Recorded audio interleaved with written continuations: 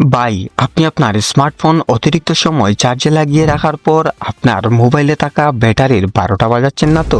বা আপনি যদি আমার মতো সেই পাবলিক হয়ে থাকেন, যতক্ষণ না মোবাইল ফোনটি 0%-এ আসছে ততক্ষণ আপনি চার্জেই লাগাবেন না। আবার যতক্ষণ না 100% চার্জ হচ্ছে ততক্ষণ চার্জ থেকে এটা খুলবেনই না। তাহলে জেনে রাখুন, আপনি করছি চার্জিং এর ক্ষেত্রে ভুল। এক রিসার্চ থেকে জানা গেছে আমাদের মোবাইল যতক্ষণ 0%-এ আসেনি ঠিক ততক্ষণ আমরা চার্জেই লাগাই না। হ্যাঁ, এটা আমার ক্ষেত্রে হয়, আমিও সেম একই কাজ করি। আসলে চার্জ দেওয়ার সঠিক নিয়ম হচ্ছে আপনার মোবাইলে যখন 20% চার্জ থাকবে ঠিক তখনই আপনি আপনার মোবাইলটিকে চার্জে লাগিয়ে ফেলুন। আবার চার্জ থেকে খুলে ফেলুন ঠিক 80 থেকে 85%-এর মধ্যে। এতে আপনার মোবাইলে থাকা ব্যাটারির রিসাইকেল যে সিস্টেমটি আছে সেটি অনেক ভালো থাকবে এবং ব্যাটারি হেলথও ভালো থাকবে। সেই সাথে আপনার মোবাইলে থাকা মিনিমাইজ অপশনে যতগুলো সফটওয়্যার ব্যাকগ্রাউন্ডে রান করছে সেই সফটওয়্যারগুলোকে একটা একটা করে আপনি মুছে ফেলতে পারেন। এক্ষেত্রে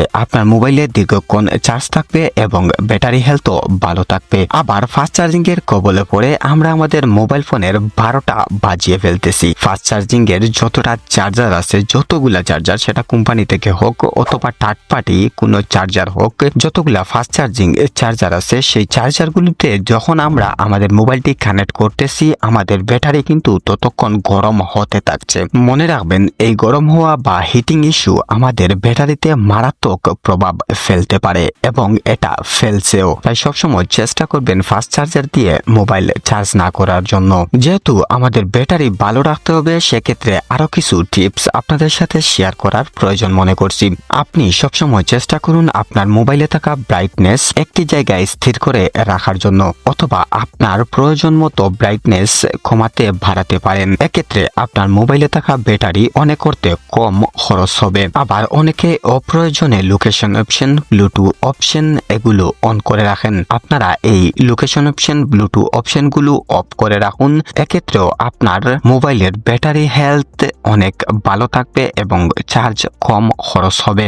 এতক্ষণ যেহেতু আমাদের মোবাইলে থাকা ব্যাটারি নিয়ে বকবক করেছি এবং আপনাদের বোঝানোর চেষ্টা করেছি কিভাবে আমাদের মোবাইলে থাকা ব্যাটারি ভালো থাকবে, এবার আপনি জানিয়ে যেতে পারেন আমাদের কমেন্ট বক্সে আপনার মোবাইলে এই মুহূর্তে কত পার্সেন্ট চার্জ আছে। সে সাথে ভিডিওতে একটি লাইক দিতে পারেন এবং সাবস্ক্রাইব করে রাখতে পারেন আমাদের চ্যানেল SK TTP।